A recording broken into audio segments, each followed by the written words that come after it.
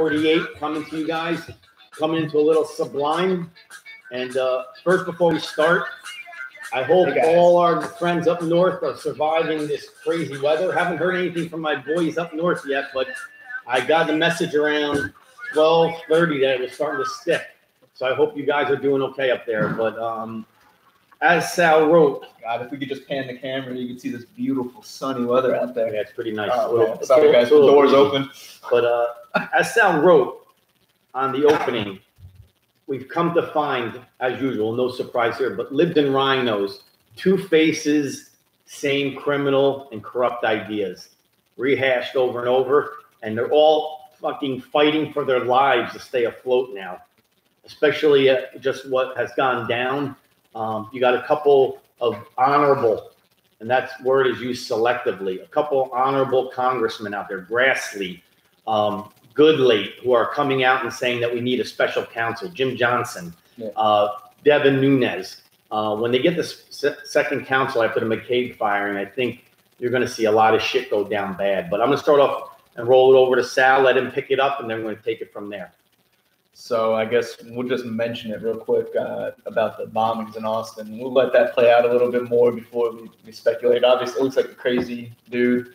The only thing that I took away from it is that they framed it as a white guy. Every time you saw the news story, it was white guy, white guy, white guy. But yeah, you saw it. So you noticed it too. Before Sal, Sal and I didn't even discuss this. Before Sal even mentioned it, before he said a word, and he was going to ask my takeaway on it. I got to be honest with you people. I did not follow it. We don't have a TV here. No. So I haven't been following the news or anything that. Yeah, so I'm not going to get correct. I'm not going to get into the bombing part. But the funny part is I did hear on the news, on the radio, they must have said white a million friggin' times. Yeah. And just to kind of build on what Sal mentioned, whenever you hear of any crime committed that's not by a white man, you never hear the ethnicity of the person. Or they'll bury it now. Never. They'll never say Muslim. They'll never say black. But when a white guy does it, that's the first thing that they pound on. So go ahead. So, but this is what it made me think was like, this is what, like, because I don't know, we just kind of, not but with profiling and everything, everybody knows it's basically 90% of the 80% of the crime is done by minorities or whatever. I'm not going to say races, whatever. So when you hear of a crime like this happening or anything, you assume that it's a minority, sort of, kind of, whatever. But this made me think, like, this is back in the day. This is how black people and minorities felt. Like, because didn't they always get pointed out? Like, this Puerto Rican dude, this black guy raped this bitch, something like that. But I was like, now the media has finally made white people feel what those guys felt. Back then, I was like, it finally kind of come full circle, because now it's like, why you got to say white? Why do you have to say white? It's all they talk about. Why do you have to say white? Yeah, like, it's all they talk about. That made me laugh. I was like, oh man, this is what being racist, like, not, this is what the sort of being like. Well, that shit feels like. The media just points it out constantly. It's just ridiculous. Well, they're doing it on purpose. Right. That's why I'm just. They say it. They're doing it. They say they're doing it. I mean, it's just something. I don't want to go into all the bullshit that happens on universities, but all we talk about. But now, it's so nauseating. Some universities, they have like white privilege fucking classes, how to stop your white privilege, how to be more like this, how to like stop cultural appropriation. It's nonsense. It's something I can't even tolerate anymore. But we just know the amount of lies and the narrative and ideology the media has. The media has basically handed in their journalism cards. They literally handed in, and there's several out there that are doing their job. So I don't want. But we're talking about the mainstreamers. We're talking about the CNN, the CNBC, the network news is out there, the Washington Post, the New York Times. They basically handed in and gave a pass to anybody who's working and trying to seek out truth. And that's been going on now probably for the last 10 to 12 years. But it's ramping up to a level that's just preposterous. I mean, you don't even get news anymore.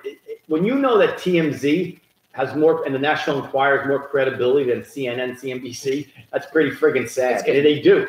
And it's to the point, too, it's sad because whenever, CNN, I guess, used to be some kind of news organization that people would listen to. Back in the day.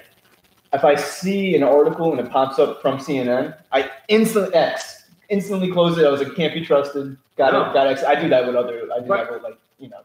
some right-wing sites too, but Well, how many? What is this nonsense? How many? I mean, we won't have to go into this because it would be a list arm long. But how many times can you? It started with the Trump not getting elected and saying he was behind by 20 points. It started from there. And the thing about that is they not only said it, they doubled, they tripled, they quadrupled, ad infinitum down on it. And then they proceeded to talk about every single thing from that point forth. And they've been proven wrong. The facts have been brought out. They're wrong on everything. I challenge anyone out there to name one thing CNN, CNBC major has been right on. I thought about this morning. I couldn't think of one. I don't know if South on a whim could think of one. There's not one that you could say they were wrong. They were right when they came out and said it. They haven't. Everything that they do, they have to redact. Exactly. Everything. It's just like, oh, well, and they do it at like the most shady times, like 1:30 in the morning. Oh, we were wrong about this news article, blah, blah, blah. And their hosts are the worst. Oh, yeah. Everyone. I mean, you can go from top to bottom on CNN, CNBC, and they're always screaming, "This Chicken Little, the sky is falling," and then you're like, but the worst one of all just got a contract extension from Fox News, Shepard Smith. I don't know if you saw that. I was like, how does this guy get? How is he even allowed to talk? I can't. He is the biggest piece of shit on Fox. That when you say the word "munt" online, yeah, that's his face comes up right in my mind. I can't stand him every time. Like, but it's amazing because you can go on and on about these broadcasters and how incorrect they are, and they still stay online. Like it's funny, you go back and they'll say something like, "Oh, this is the end of America," or "We're gonna have it," and then nothing happens. And they know what it reminds me of. It reminds me of liberal support for Al Gore. Like Al Gore back in the day with global warming made all these predictions. And a lot of money. He made a lot of money, and I wouldn't say he made a lot of money. He stole a lot of money from fucking idiots giving it to him. And he stole a lot from the government. It's like the Nigerian kings. Exactly. Yes, send us money. You will have, and they did. Whatever. But if you go back and look, and I've done it, go back and look, every single prediction he made, and I think they came up in 2014, I think. That was when he said everything was gonna go down. Not one came true. And no one called him out on it. And then, I mean, this part of Florida that we live in, exactly. Underwater. Well, and then to make matters worse, the asshole comes out with a new movie this past year nobody saw, and he made additional predictions, and they were all wrong. So that's what the media reminds me of. They are the Al Gore of TV broadcasting. And people, I mean, the fact of the matter, you still have 1 million people or 900,000 that still watch CNN, CNBC, and online, on Facebook, in debating, you'll have people that will take that will take CNN or CNBC and on Facebook will take it as like gospel, and it's friggin' ridiculous. And they never have a fact to back it up. We all know that. Yeah, I don't know if you saw this little scandal that's been breaking out about Facebook the last few days. Yeah, go ahead. Yep. So the left is mad at Facebook and Mark Zuckerberg for allowing right-wing constituents access to people's data, the personal info, like just your profiles, basically, which is as personal as you allow it to be. And so now Facebook is playing victim, saying that all that data got stolen. Yeah, which is a complete bullshit. Because Facebook sold it for profit. Of course they did. And the best part about it was this lady, Carol Davidson. She was a council member on Obama's a member on Obama's council. Yep. She like the dumb older person that she is that doesn't understand technology. She goes tweets or comes out and says, "But they were on our side." Yeah. So Facebook was on your side, stealing all the right. Are you a moron? Right. Are you a fucking asshole? No. Like to come out and actually say that, like. Well, there was a caveat to that. There's this chick who's the CTO of Facebook called Sheryl Sandberg.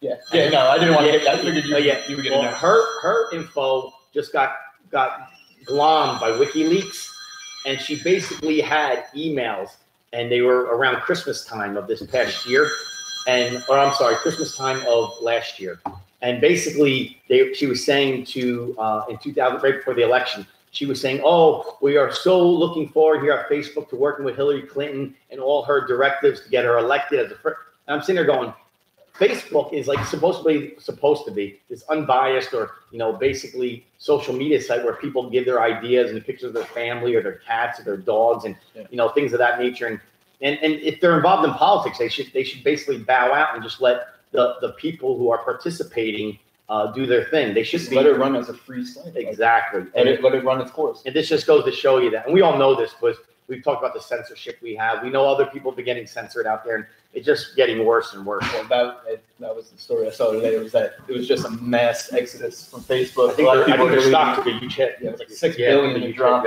but that jumped right back up.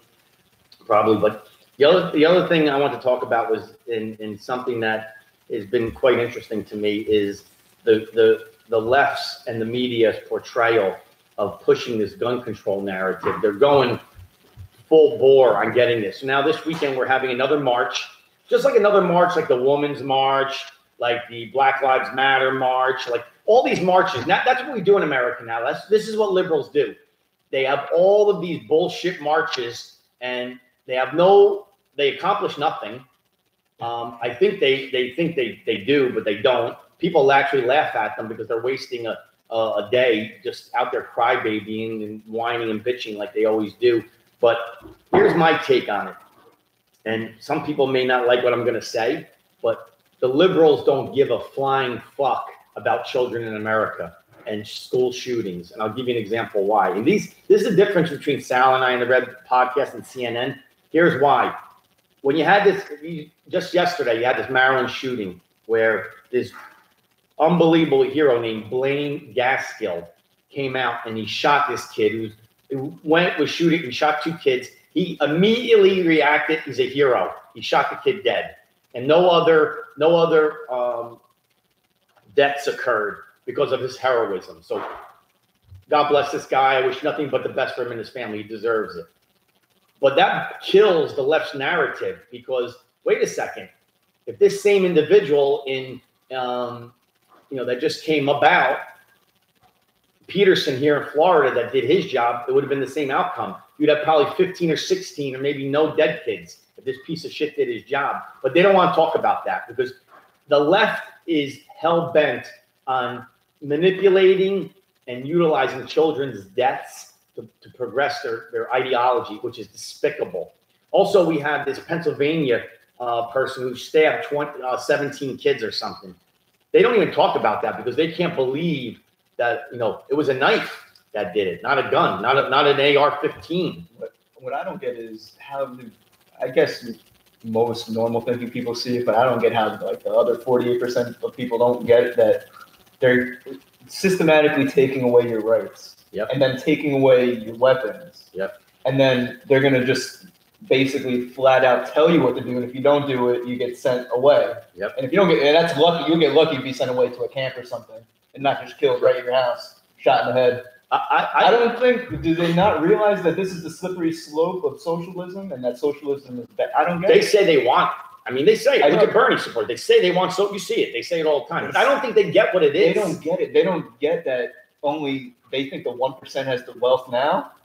Well, I got an idea. Then a 0.0001% will have the wealth then, and then we all die. I got an idea for all you Bernie supporters out there, or any Hillary supporters or far left liberals that think what Sal just mentioned is a good idea. I have an idea for you. If you have a little money, right? You got a little money, a little pocket change. Go on an airline flight. Book an airline flight to Venezuela if you can get there. You won't come back. Go there, and that's. You people I'm talking to are probably so friggin' stupid and ignorant. You have no idea what's happening in Venezuela right now. Right now, Venezuela is the #1 socialist communist country in the world. And what I mean by that is what's happening to their people. Oh, the people are dying. They can't get medicine. It makes North Korea. There's no food. It makes North Korea look like Wonderland, what's going on in Venezuela. And I mean, it ain't no Wonderland in North Korea either. But that's how bad it is in Venezuela. People are starving to death. I mean, and this is what you want? Even like, famous Venezuelan people, obviously not famous in America, famous anywhere else, but even like the rich Venezuelans that aren't the upper rich, like if you're not the president Maduro, you're dying of starvation or you can't get medicine. Like, correct. It's insane what's going on, and they want that here. And it's like it's this crazy thing. Like I've said it before about a certain group of people, but it really applies to everyone. Everyone lives in their head in this movie where it's starring them, directed by them, co-starring them, produced by them, and they think they're gonna always rise to the top and they're the cream. And it's like, oh my God, when they just get smacked in the face all the damn time. Like, listen, I look at it this way: if anyone out there has ever been in the simplest of ways, anyone's ever been involved in the system, meaning the system, like going to jail or getting a ticket in court system, going through a divorce. It's miserable. Now think about this, people. We're here in America where we're supposed to have a judicial system that's fair. But you get locked into that system, like I just mentioned. It could be something simply as a divorce, where you become a cog in a wheel. You have no control over anything. And that's not even life or death. That's, and in Venezuela, think about that, multiply, We're talking excuse me, a million times speeding to ticket. get a piece of food or a piece of toilet paper. No, they don't even have that luxury. They don't have the luxury of wiping their ass with toilet paper. I mean, Sal told me a story, and I'm going to let him reiterate because I thought it was a great story, just to explain to you people the mindset of communism and how you people think this is a good thing. But tell him the story about, what's his name? Hernandez's wife. Tell him that story. Oh, El Duque? El Duque. Yeah. Tell him that story. The story of El Duque Orlando Hernandez. If you guys don't remember, there was a pitcher for the Yankees year 2000. El Duque. El Duque. Wild ass guy. He played like tall, skinny guy. Did all these crazy huge things. part of the reason the Yankees won the World Series that year. Mm-hmm. So what happened was his family was still in Cuba, and he asked Fidel, please send my wife and my son or whatever to America. After we win the World Series, I'll win the World Series. I'll give you all the credit, blah, blah, blah, but please send my family. So he won the World Series, and the next day, Fidel was true to his word, sent his family on the first plane right to New York. So these people were so poor, his wife was so poor, is that, and they're in the parades, everyone's throwing toilet paper and all kinds of papers flying and confetti and all kinds of paper. This poor woman was scrambling, picking up all the toilet paper off the ground, because in Cuba, you're only allotted like one roll a month. like a month. So, you think about that. And so she was like, oh my, she couldn't believe that people were throwing, because it was such a luxury to her. She was going nuts, and she was collecting, and then they had to stop her. Like, no, this isn't like, it's a lot different here. People think about that. That's real world. Yeah. What Sal just mentioned is real world, factual, living experience. And you fucking assholes out there want to say you want this. The kids and the people pushing this have no idea. You're talking about high school or college kids. You should just shut the fuck up. Excuse my language, because you have no right to say anything. If you're an adult saying this, if you're a Bernie supporter and you're an adult, you are a complete buffoon. Because here's my advice: go there. You will last about a day. I will guarantee you this: you will not even last 3 days. I'll give you 72 hours before you'll be begging on your hands and knees. You'll be kissing the ground here in America, because you will not realize how great you have it here. Although you complain and whine ridiculous amounts every day, we hear you. But that's what I always say: if you're going to talk the talk, walk the walk. You want to live like that? Go there first, and then come back and you tell me. See what it's really like. Exactly, real world, not some book. And then you want it to come here. Exactly, not some fantasy land. But the thing I want to mention about liberals and the gun control thing is, don't we always hear about this? Like, I could equate this argument or this debate that they run over a lot of things. They say the same things for blacks. They don't give a shit about blacks. If they did, look at Chicago. All the shootings there that they have on a daily basis. They don't care about those people. Why are they in an uproar about them? Same thing for gays or women. How come when you hear in Middle Eastern countries where women are getting acid thrown on their faces, the woman has an extramarital affair or drink a liquor, they stone her, they cut off her genitalia, they throw acid in her face, they mutilate her. They don't care about, or they kill her. They don't care about her, because if they did, that's what they'd be talking about. What about gays? They take gays to the top of a building and throw them off. They don't seem to be saying anything for those people, but they'll say they're so pro-gay people. What about the free speech? They're always for free speech, they say, but on universities, they don't let anyone come out with a viewpoint other than their own. Or they riot, they break stuff, they start fires. Exactly. And then they call you all kinds of names that aren't true. Exactly. And then, then a liberal, and this is something that's not brought up a lot. I'm not going to get into the whole abortion thing, but they say they care so much for children. But in Planned Parenthood, us taxpayers give $500 million to Planned Parenthood. And Planned Parenthood, I don't know if you know what their mission statement is, but their mission statement is for the betterment of women's health. But ask you a question. Here's an ironic thing I made me scratch my head like I'm doing now. If they care about women's health, they're doing 1 million abortions. They do a ton of abortions. I think they do hundreds of thousands a year. How come they do 0 mammograms a year? Now, what's more important? a woman's health and a mammogram. I don't know one. That's probably one of the breast cancer is probably one of the leading causes of death of women in America, and not just what breast cancer, but what it leads to. Because unfortunately, a lot of times, and I know personally of someone that this has happened to recently, and my condolences to their family, is that this young woman had breast cancer. She had double mastectomy, and then they thought she had gotten rid of it, and then it went to her lymph nodes, her brain, her bones, and she passed away. She was only 31 years old. Now, the reason I'm telling this story is if Planned Parenthood cares so much about women, why aren't they giving free mammograms? That's something taxpayers would foot the bill on, I guarantee you. But because they don't give a shit about women. They say they do, but they give a shit about selling parts and fetuses and giving abortions. That's what's crazy about like the liberal people not get it. Like if you are like claim to be a liberal person, like you love children so much, but you also love late term abortions. That it's like such an oxymoron. Right. Like yes. So that the baby with the developed brain that's in the belly right there, it's all right to kill. Right. That's a person, basically. And it's going to be a person in a month or two. Sal brings up a great point. point. 3 months. Well, listen, I'll be the first to admit, when it comes to social issues like abortion, I believe they need to be done. However, I'm for abortion. Yes. It's very early. Exactly. It has to be. Here's what I never understood, and this is what dumbfounds me. When it's a few cells, just right. like mixing around. Exactly. Here's what dumbfounds me about women, or even a guy who has but he doesn't have a choice. So we're gonna point the finger at women. But I never understood a woman. And I know that, and here's my logic on it. And I may be wrong, and you want to argue with me, but if a woman has sex with a guy, say she has a one-night stand, and she finds out 30 days or 25 or 20 days later she's pregnant, what does it take 6 months to decide what you're going to do? Because at that point, if you can't decide, then you should have the child and give it up for adoption. If you, at that point, at 25 days, you should have the abortion. And that's it. There should not be any decision after that point. And like Sal mentioned, late-term abortions are disgusting. That is horrific. It's horrific. It's horrific. So, and I'm pro-abortion in the early stages, absolutely. But in the late, it's one of the most heinous things. And they all promote this. Okay. All live promotes no it. big deal. No big deal. No big deal. Crazy, man. Then how can you be pro-kid? I would have this debate. It would be an endless circle debate. Yeah, you can't. Yeah, it's ridiculous.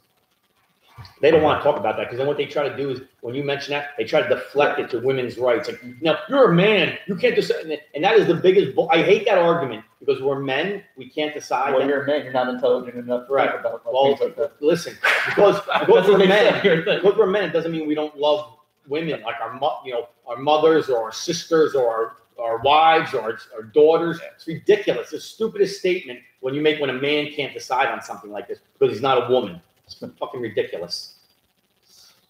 So I saw the Federal Reserve raise tax rates by 0.25% today. Yeah, I saw that too.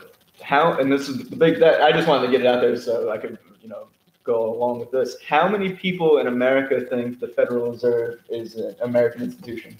What percentage of people do you think? They all think it is. It's not. No, it's an independent central bank. Yeah, and it's interesting. Who controls that shit, man? Was the Rothschilds, all those guys? Who the fuck controls this? Well, how come that never gets investigated? I would love to know who runs the central bank, since they control all of our fucking money, right? And they're not even an American institution. Well, I know that this is not. I should say, and Sal can weigh in on this. I don't think it's a conspiracy theory. I think it's kind of factual. But it was funny because I think under Obama, when he first started in office, I believe there was 8 to 10 countries that were not under the Federal Reserve. And in the first 4 years, in the first 4 years, I think he either went to war or invaded or did something that 4 or 5 of the 8 or 9 went into the Federal Reserve. And then in the second 4 years, there was a country in Africa. You guys can look it up. And this came off the cuff, so I'm trying to remember it. Yeah. But long story short is he basically, probably under the direction of George Soros and the people that we're talking about, the Rothschild, the Bilderbergs, all those guys, he went in, and now I believe every country in the world is under the Federal Reserve now, I believe, which Sal's right on the point. It's not an American organization. I know people think it is. That's the crazy thing. People are just so, federal feds, FBI. Yep. They probably think it's like, they think it's a government-run organization. It's not. We have nothing to do with this. Well, it's something that I came across this morning, and I got to thank Marilyn Lynn. Thank you for sending me this. I was aware of the line, but there was something I was not aware of, and it kind of plays into what Sal just mentioned on a global thing, and I didn't know this. I don't know if you knew this, but there's a group of people out there called Judicial Watch. They're the good guys. They're the good guys. They are a group of lawyers here in America that are hell-bent on upholding the Constitution, and they are very powerful, and they're very intelligent, very smart people. In October 2015, they filed a FOIA Act against Loretta Lynch. And the FOIA Act, if you're not familiar with it, is the Freedom of Information Act. And they found out that Loretta Lynch, Obama, Clinton, all aimed to keep this program secret.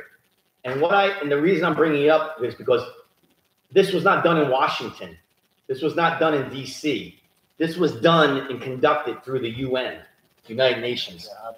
So when the Judicial Watch approached to get this information, Loretta Lynch and Obama said there was no such emails ever in existence. Okay, so guess what happens then? QAnon and Wiki get involved. And guess what they find out? They lied to Congress. Both Obama, Loretta Lynch, they all lied. There was a lot of emails under this act in the UN. And Loretta Lynch, our DOJ, who is the successor to that other piece of shit, Eric Holder, she tried to cover her ass because she didn't use Loretta Lynch. She used a name named Elizabeth Carlisle. So she used an alias to avoid linking her because she thought this would never be caught anyway. So people would say, who's Elizabeth Carlisle? But Wiki and QAnon basically blew the cover off of this.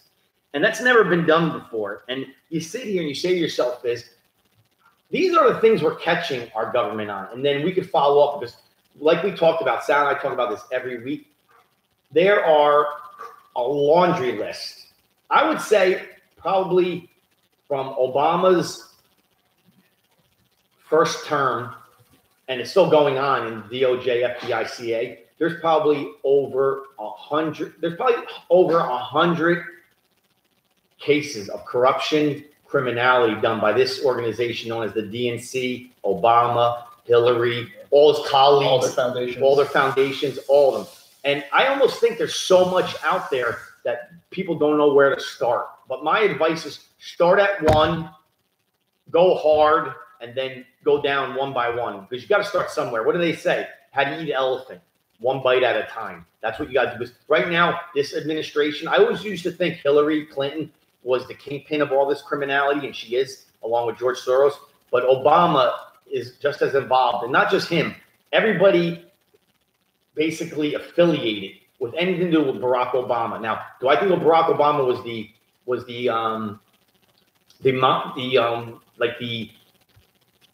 kingpin like Hillary Clinton was, or like the what do you call it, like the person who organized and did all this? No, I don't think he was. But I think he was a great puppet. That's what I think about him. You ever think about, like, when the new president comes in, they're like, oh, they were briefing the new president today. Yep.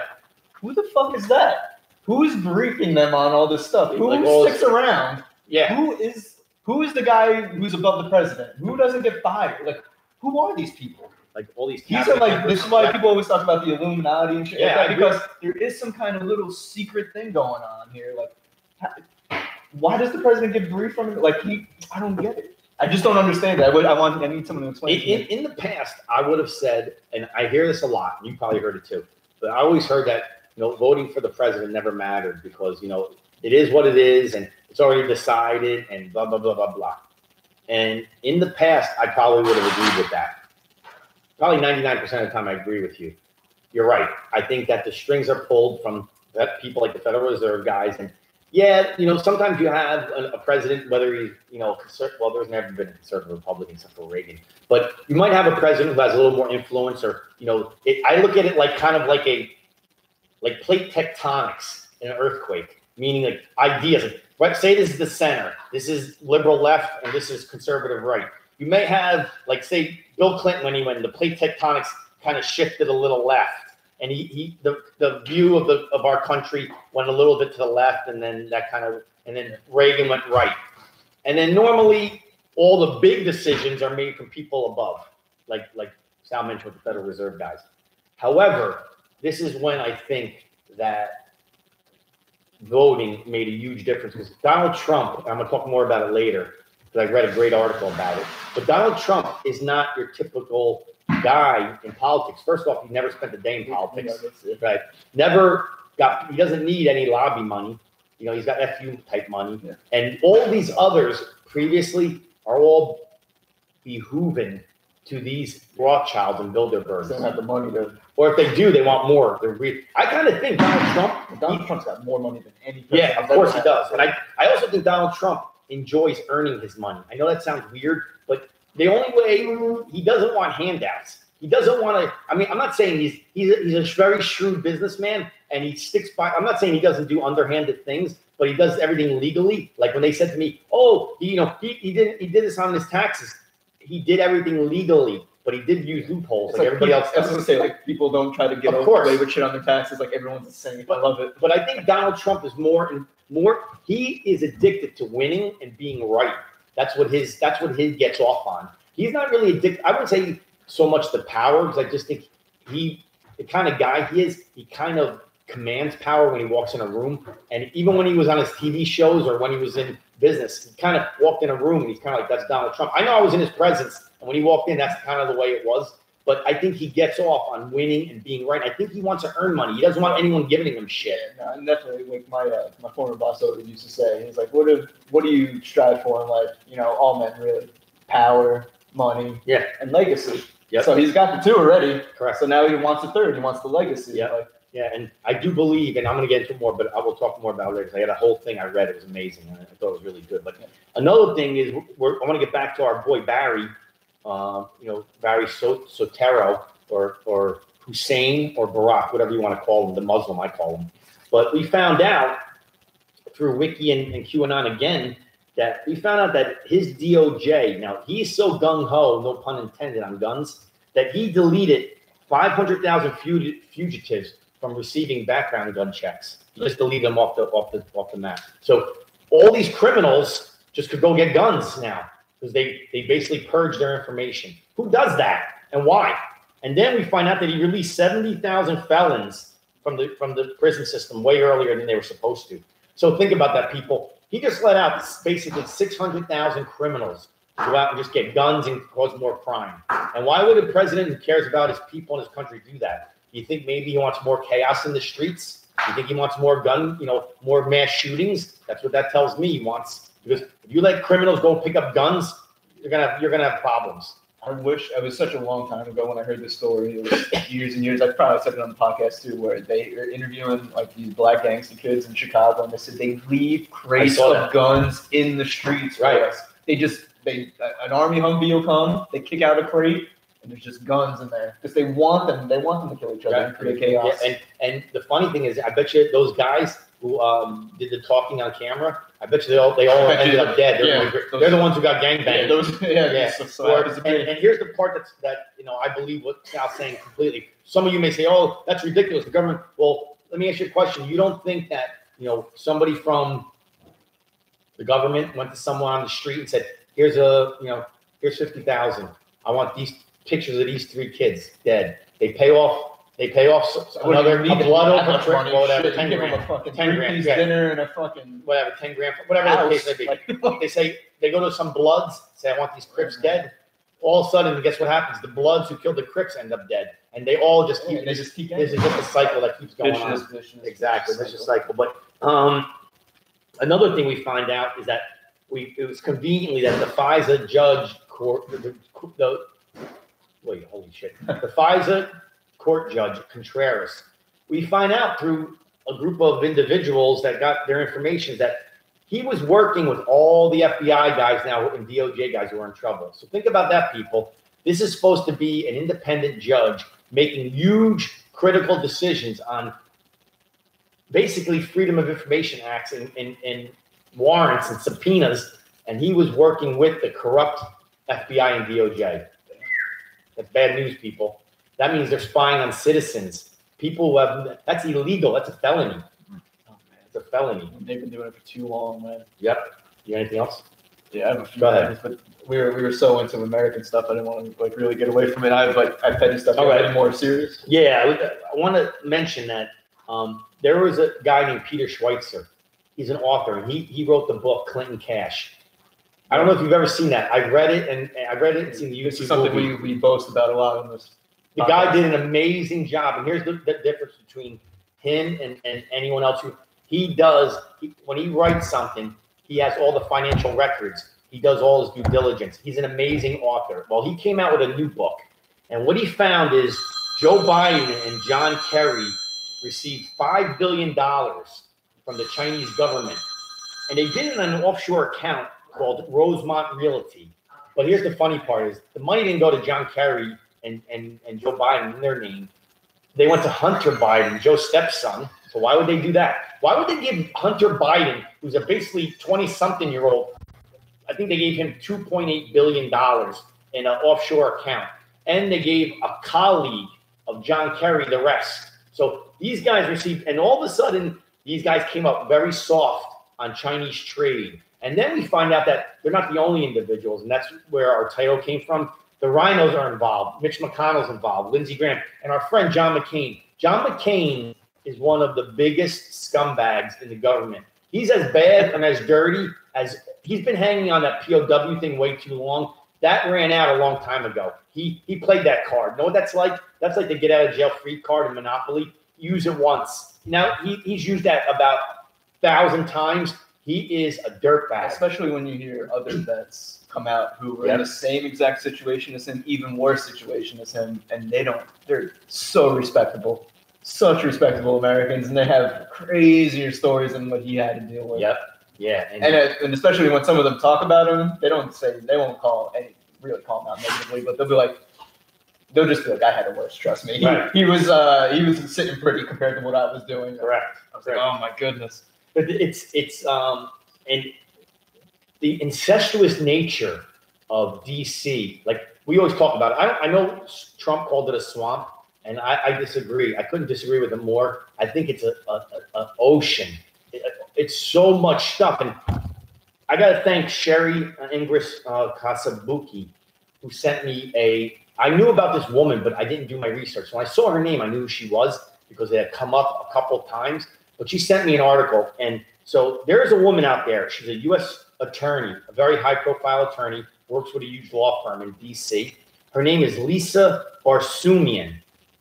And people have asked me, why do you care about somebody named Lisa Barsumian who graduated from Georgetown University Law? And why is she important? And I didn't know why she was important. And so when this got sent to me, I started looking at it. And she's been an attorney since 1998. So from 98 to 2017, so she's been an attorney now for probably about, she went to law school, so she's probably an attorney now for, basically 20 years. She's probably in her mid to late 40s. You say, why is she so important? And then you look and you say, who has she represented? And all of a sudden, she has represented the murderers row list of corrupt motherfuckers in our government. So think about this, people. She's represented Robert Mueller 3 times. He's the guy now on this council. James Comey 5 times. Barack Obama 45 times. 45 times. She's represented Kathy Sebelius. You remember her? 56 times. Bill Clinton 40 times. Hillary Clinton 17 times. And then FBI itself 5 times. And you say to yourself, wait a second, why are they always choosing her? Then we go back and we look, was a huge case in the Supreme Court called Hamburg versus Clinton, 1999. And that was considered to be a very corrupt case. Well, you go back and you find out that every single document from that case has been purged and deleted. Not just in government records. You can't even get information on internet. It's gone.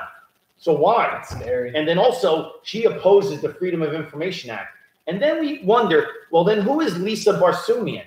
Who is she? Is she married? Guess what, people? It's the wife of Rod Rosenstein, the gentleman who's second in command of the DOJ. So then you say to them, wait a second, if she's affiliated with Rod Rosenstein, these guys who she defended are his boss and his colleagues. And you say to yourself, holy shit, this runs so deep and so wide and so massive that this chick, how do you purge a federal document off the internet?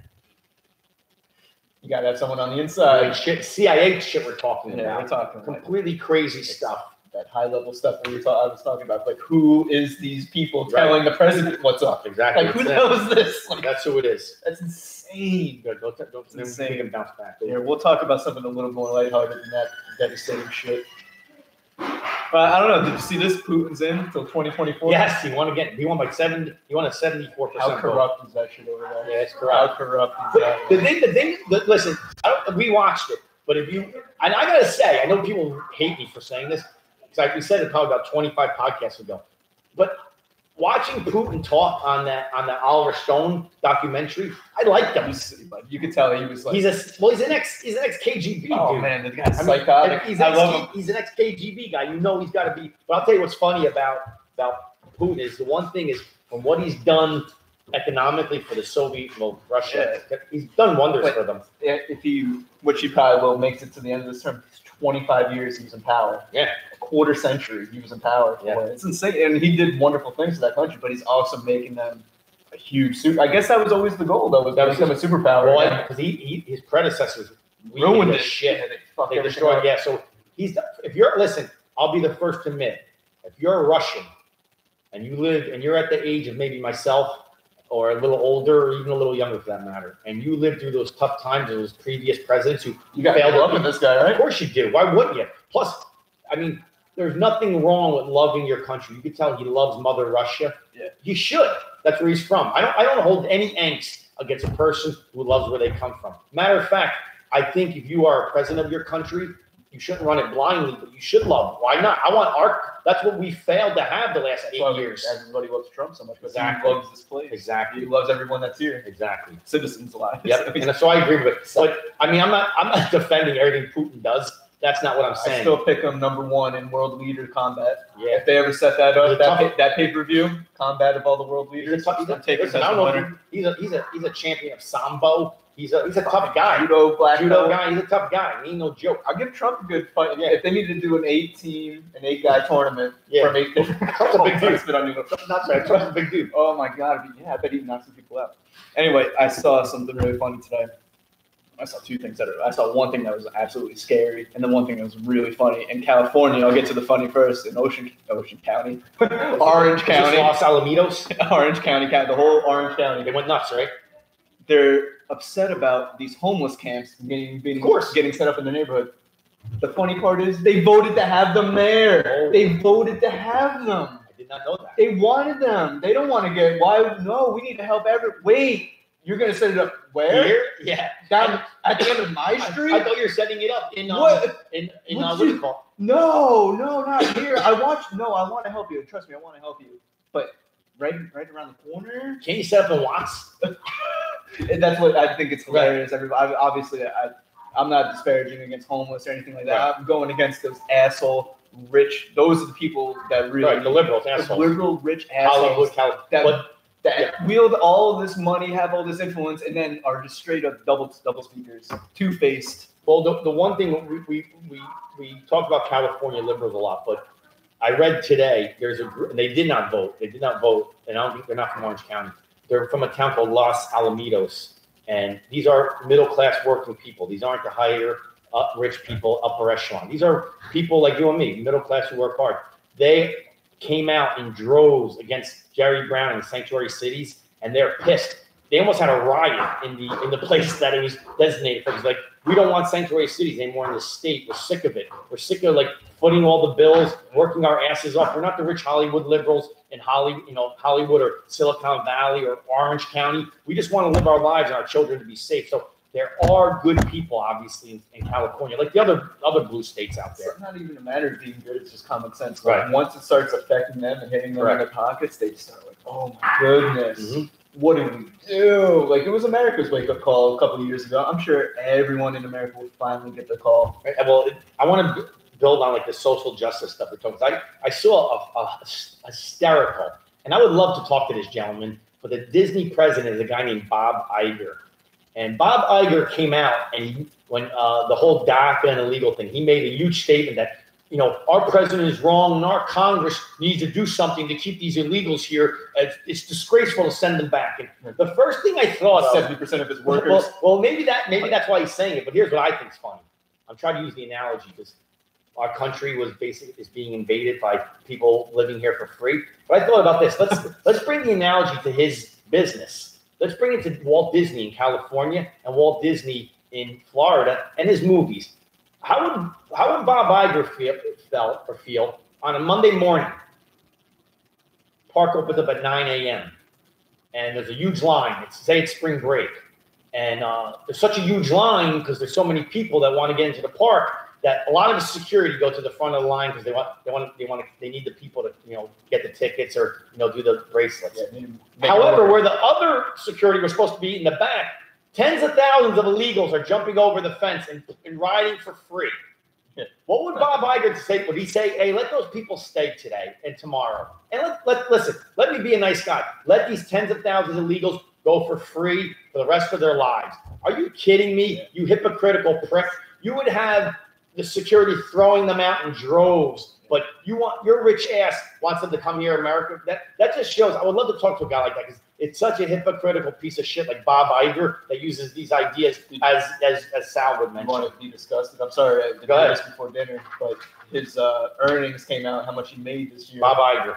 You don't even want to know. I'm going to take a guess. You mean Disney in general or him personally? Maybe it was both. I just saw his name connected to it, so maybe it was both. But we'll say it was both. It's probably $1 billion, $2 billion. No, maybe it was just him at $423 million. Oh, that's him probably. Yeah, half a billion he made. Yeah, that's Bob Iger. It's disgusting. Right. That's why he has the mind like he does. He doesn't understand real problems, real people problems. When you make $423 million in 1 year, you don't understand real people problems. Like, it's exactly right. Yeah. And that's the problem with these elitists. They have no clue. That Bob Iger, I'll tell you right now, this is what we know probably about Bob Iger. He's probably for gun control. He probably he has armed guards around him 24/7. Exactly. He's probably for climate change. He takes his private jet all over the world. Takes 30-minute showers. Has a mansion. His heating and electric bill is probably about $20 grand a month. He probably has a pool the size of Caesar's Palace in Las Vegas that's heated. So stop with the bullshit. This is what we see every day. Complete nonsense. With the one thing that I saw that was just terrifying today is New York City is considering banning smoking while walking. New York City. And I was just like, oh God, this is like another right they're taking. It's just a matter of time before you're not even allowed to go outside during these hours. Right. Why don't they ban texting and walking? That's more dangerous than anything. You know how many times I'm driving? That's being banned. Not in the city. I think in LA it got banned. Some idiots wandering in the middle of your car looking at their phone. Oh, yeah. How many times am I walking in the city? I get bumped into by some idiot who's looking at their phone. They're not even paying attention. They just bump into you. You want to throw them in traffic when they do that. To be quite honest with you, keep running. Exactly. But the one thing, and I've been thinking about this a lot lately because.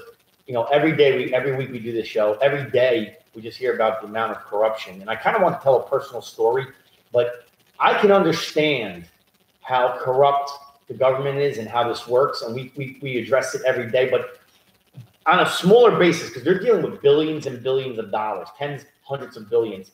But I was involved in a Fortune 100 company a little while back, and a lot of my friends, some of them that I talked to a couple of them, but some people I still know here on Facebook that I'm friendly with. But I was involved with this company, which will remain nameless, and accidentally, a lot of basically corrupt activity fell into my lap. I found out about it by accident, and at that point, at first you're like, well, before I open my mouth and say anything and exploit any information, I should really check it out to make sure. Well, I did, and I found out that it was much worse than it actually was. So not only was there people working for the company that were under me involved, but they didn't work for me. They worked for another person. Those people were signing off on it, and then their boss's boss was signing off on it. And then they were so dopey that they accidentally sent me financial records on the other person because they thought they were sending them to me. I'm sorry, they thought they were sending it to them, but they didn't miss it, and they sent it to me instead. So I got all the information, and it was more than 1 month, and I collected this data. Then one of the people who was going to be kind of getting in trouble was a female.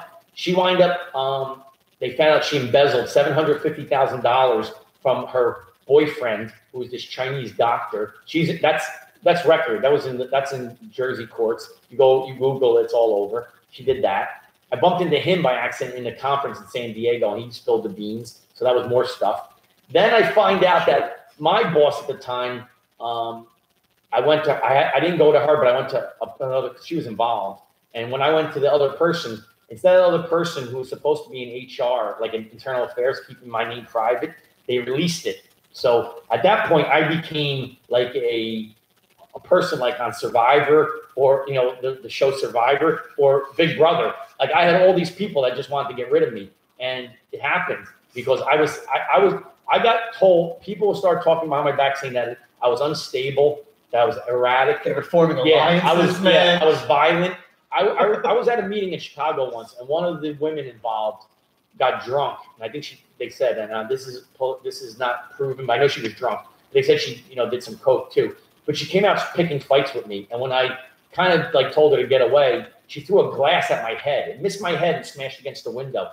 Her friends escorted her off. Well, what happened the next day is my big boss came to me and said I antagonized her and that I made her do that. And then I said, well, I'm going to go to HR. And he begged me not to, which was a big mistake on my part because I'm not a narc, but I should have been. But I didn't do it. And then from that point forward, I got singled out and I got terminated for something that everybody did that I worked with. It wasn't even a big deal, but they terminated me. But they said that I was, to my boss, they said that I was, the word they used is that I was a, I didn't play nice with other people in the sandbox. That was kind of the words they chose. So I sued. I got a lawyer and sued, and I won. And they knew they were wrong, but I couldn't afford. This is a company worth billions. I couldn't. Even the law firm that I got said, Gary, we'd love to go to bat for you and take it to this full extent of the law. It's probably a multi-million-dollar lawsuit, but that could take 8 to 10 years, and we just don't have the manpower resources to do that. So I even went to the FBI in New York and New Jersey. Well, it was in Manhattan, and they liked what I had to say, but that thing was going to go on forever, and I just didn't want to be part of it. It was going to be a thing where they wanted you at their disposal, and it was just so much bullshit that you had to go through to get anything done. But the moral of the story, I guess, is that I could see now how people could be set up, and they do every day, or how you become you get run over by this huge machine. And this is a company worth $4 or $5 billion. How about the government that has endless amounts of prints the money, and people who give and they can get you killed. Yeah. I mean, it happens. We know about Hillary. So I understand how corruption works and how difficult it is to bring it down of this magnitude. It's understandable. It really is. As much as it sucks, I get it. Wow, that's an insane story. Yeah, it's just nuts. I had a little stupid story about the Polish priest and the Pope and all that. I'm not going to get into it. The Polish priest just said he hoped the Pope died soon. Is that what he said? Well, he says if he doesn't regain his faith and find the path of the righteous, that you might as well just die.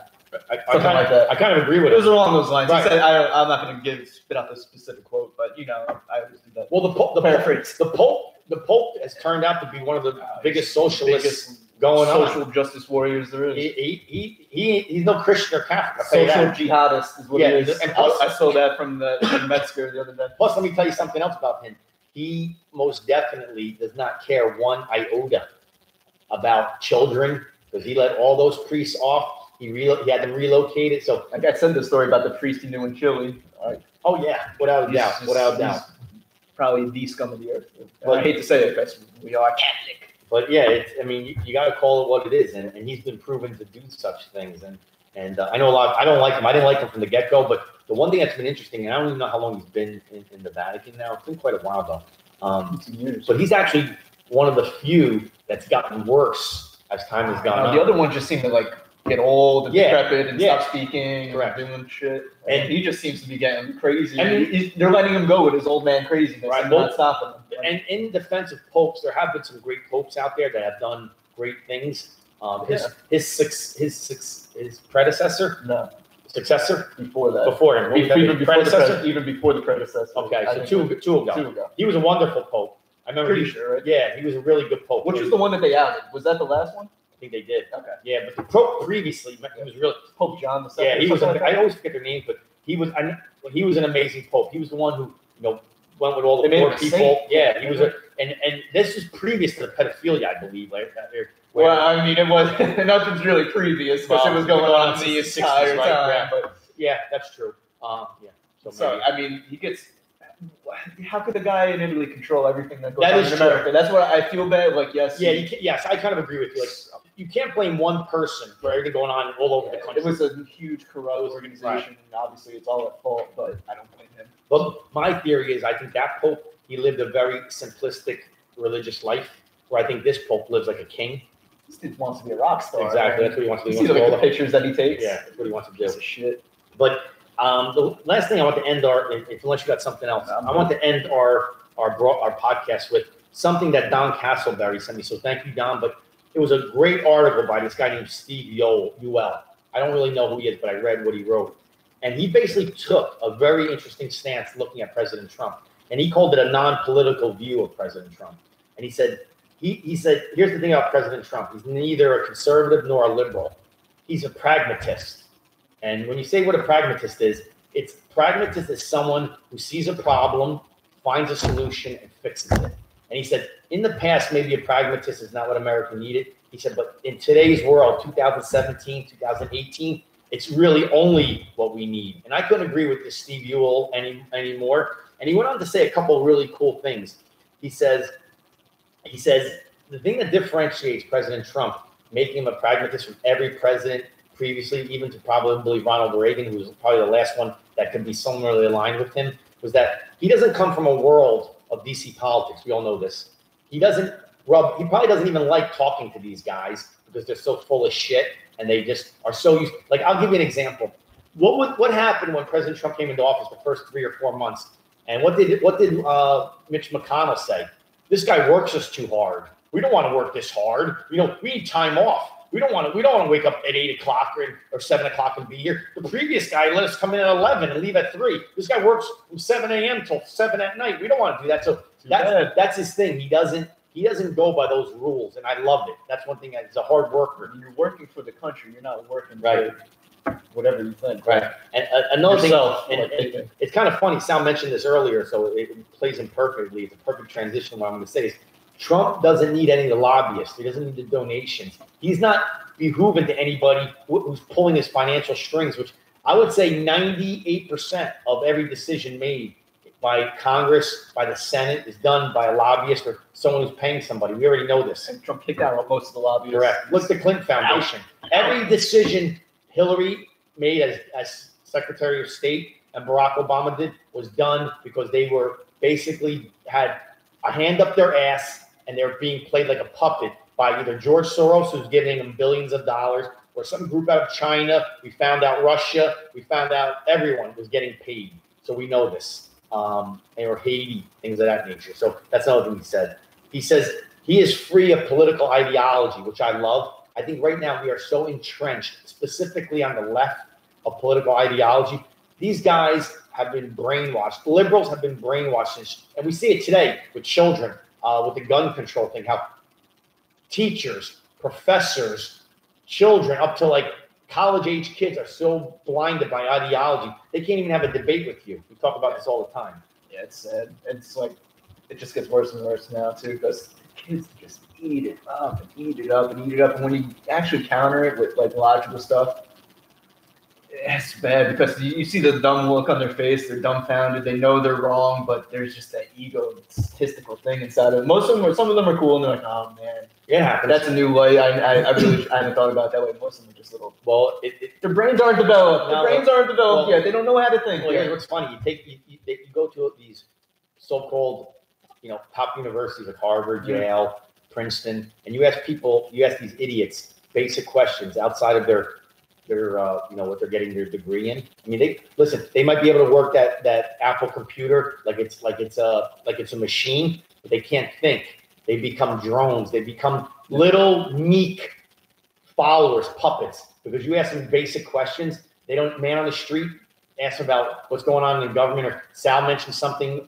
I think about 5 or 6 podcasts ago, which was great when he said that they gave a financial plan. And they said it was Bernie, and they said how great it was, and they said, well, no. And they showed him that right from the It's funny. connotation was President Trump. You said the word. I'm going to end it on this because you brought the story up in my mind. The word meek. How those dumb assholes, they think the meek shall inherit the earth. That was in the Bible. You know what that meant back then? A meek person back then meant a soldier that was Quiet, smart enough to keep his sword sheathed. Yep. And only bring it out. And didn't talk and only bring it out when needed and in battle. That was a meek person back then. Right. That's who inherits the earth. Yes, exactly. A strong, smart soldier, not a little puny little white trash little liberal bitch. Yeah, well, not you guys. Well, no, you're taking it. Well, taking it too literal. Like, that's the funny part. Is they are so out of their minds. They don't even know meek. They think meek means. They don't even know the real word. No, the real meaning of it. Meek, and that actually meek is like a gladiator. It blows me away. Yeah. Right, a gladiator, and not someone who boasts and brags. Someone who keeps, like Teddy Roosevelt used to say. What was Teddy Roosevelt's big thing? Yeah. What did he used to say about the stick? Oh, just stay silent and carry a big stick. Yeah. That's meek. That's meek. Yes. But they won't even know that because they don't know history. They only know their little circle of friends over at Harvard that all agree with each other and yell and curse and cry and eat safe space. But that was just one of the other things that he says is, and we talked about this, is that what makes him amazing is he says what he thinks. He's not polished, and he says that makes him a great communicator, which I think he is. I think his tweeting, that's when he won the election because he was so good at communicating. He basically circumvented the whole lying media, which we all know about. And created the monikers that just stuck in your head. Yes. So it's just like that. He was good. He's a great brander, obviously. Trump without a doubt. Hotels and all that. So it's just like he knew how to play the media. Yep. So bad. Even he's like, they're going to hate me, but I know I'm going to use them to my advantage. Correct. And then, and he used another thing, which I think is one of Trump's biggest strengths, is he stands by what he says. So he holds himself accountable, not only to his schedule, not only to his timelines, but to his results. And so far, people, I mean, everything he's pretty much promised has come, not everything, but, and listen, so we're only a year and a few months in. This is what I find funny is that they want to say, oh, he's supposed to build a wall. That he has to get help from his Republican counterparts in Congress. Right now we have a very narrow majority. And when you get the 3 or 4 or 5, right now, there's I would say about 7 scumbags, and I can name off the top of my head. We've named them earlier. McCain, McConnell, Graham, you have Jeff Flake, you got Lee, you got about 5 or 6 scumbags that vote along the Democratic line, and they're the reason why shit's not getting done. And they got to go. And if they don't go, but other than that, everything pretty much President Trump has said, and he's actually gives his schedule. He says what he's going to do, and he gives his results, and his results have been great. And no one talks about it because we have the anti-Trump media, we have the anti-Trump people, even on the Rhino side, they're all anti-Trumpers right now. Poor bastards. Yeah, and like we would have never had these tax cuts. We would have never had more money. Exactly. Without this, they've just been increasing, like they are in certain states. And I know we've talked about this, and I'm going to end the show on this, but it's true. We say this all the time. Maybe his pride, maybe because Obama said he couldn't do it, and that. But why does a man who has life by the balls? Think about this, people. He's worth $2 to $3 billion. He's getting up there in age. He could have probably retired and basically coasted into the sunset. He could have had his daughter and his sons run his empire. He could have spent time with his gorgeous wife and kids, but he doesn't because, one, he loves to work. You can tell that. He loves to win. You can tell that, but he loves our country. He said it over and over and over again. He felt that he wanted to give back. He said it before. This country has given me and my family so much, including my dad, who I love very much and who was my mentor and idol. He taught me my work ethic. Why do you think Donald Trump, I always love this when I hear people say, oh, he was given $1 million. Well, he turned $1 million to $3 billion. Not many people, there's other people out there in this world that have been given $1 million. And what did they do with it? They fucked it up. They pissed it away. So, like, there's the thing, too. Like, we'll go full circle with the story I said about El Duque's wife earlier. Mm-hmm. In this country, there's a future for you. In other countries, you're set in stone. Correct. You are what you are. Right. There. There's no progressing. Right. Here, there's always the opportunity for a future. Right. And if you want to believe the liberals who say Donald Trump was born with a silver spoon in his mouth, maybe possibly. However, why at 16 years old, 15, 14, 12? Why was he waking up at 6 a.m. in the summer and going to work with his dad on the construction sites? That doesn't sound like a silver spoon to me. He wanted to be something. He wanted to be something, and his father taught him a work ethic. Yes. That's something that nobody on the left fails to realize that, yes, there are people that, well, listen. Nobody eats McDonald's. Well, here's the funny part. The people on the left are accusing him of having a silver spoon in his mouth. Hey, not for nothing. Wasn't John Kerry? Wasn't he born with a silver spoon in his mouth? Wasn't Nancy Pelosi? She's pretty wealthy. She was pretty rich. Hillary Clinton? Hell yeah. All these people. And to a degree, all of them who talk about him actually had it probably easier than they haven't worked one iota. They never had private sector jobs. So all these things that this gentleman said, I kind of agree with, and I like the way he looked at it. So with that being said, it's getting up there now, so we're going on. But listen, people, this has been a crazy time period in our world. The amount of stuff that's coming down the pike. I have a feeling that the FBI, DOJ stuff has just started to surface. Yeah. It's bubbling over, and I think there's going to be mass. And what's your opinion on that, real quick, before we go? What do you think is going to happen? I still think, honestly, I think Sessions still got to go. I agree. Still got to go with Sessions. I've been saying it for months and months. He's still got to go, but I think that heads are going to roll. I think this is what may happen. I think that if they do appoint a special counsel, like a bipartisan counsel, you're going to get a guy in there who's a constitutional warrior, a guy who has a basic bulletproof, I guess, ideology where he can't be attacked. And he's going to go there and he's going to see this criminality in black and white. Yeah. And I think that's going to kind of get Sessions off the hook because he's not going to do anything. And this guy is going to. I think that's what he's going to. I think deep down Sessions is bought and paid for. Probably. So, I agree. And he'll never go as far as he can go. Agreed. So now if they do bring in someone to just alleviate that, that'd be great. Yes. Then he doesn't have to, dirt off his shoulders. I completely agree. It wasn't me, guys. Yeah, I didn't do it. They brought in this year's special counsel. I had nothing to do with you going to jail. Yeah, that's exactly what he talks to. Sal does a great impression. But I couldn't agree more. And I think secretly Jeff Sessions is probably begging someone. Yeah, he doesn't want to do it himself, right? He knows he's going to get. And he doesn't have over. And I don't think he's got the balls to do it. And so that's why he recused himself from because that's a perfect excuse. It wasn't me. I had nothing to do with it. Listen, guys, it's out of my hands. Because he knows there's higher up people that are going to have a gun pointed at him. So we're hoping that's the way it's going to go, and we're going to be talking about the next several months next several podcasts because I think we just saw the tip of the iceberg. We're going to see a lot more going down. Coming up on 52, guys, episode 50. Yeah, and so now that we're down here in FLA, and we're going to start. I think we're going to start ramping up the broadcasts. Probably I would say give us another 3 or 4, probably another month. 4 to 6 weeks, and I think we're gonna have some more technology and might be coming to you multiple times a week. Yeah, maybe 2 times a week. But we're gonna have some guests, which are gonna take the load off of getting different ideas. I know when you guys make great comments on here to Sal and I, that it's something that we're gonna probably try to incorporate into the show. We're gonna try to get people on feeds. We're gonna try to get video stuff going. So once that happens, and it's gonna happen, I promise. We need a little more time. We just got a couch. Yeah, exactly. We don't have TV yet, so we got the couch today. So at least we have furniture.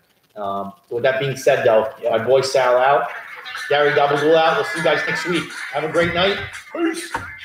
Good, everybody. Ooh, leg day. Oh my God. Yeah.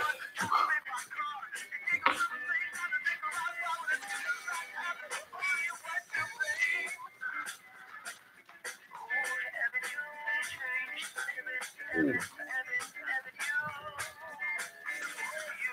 624 units. Pretty good. I suppose. Cool. Dude, pretty back. Are you there? Oh, that's right. I forgot.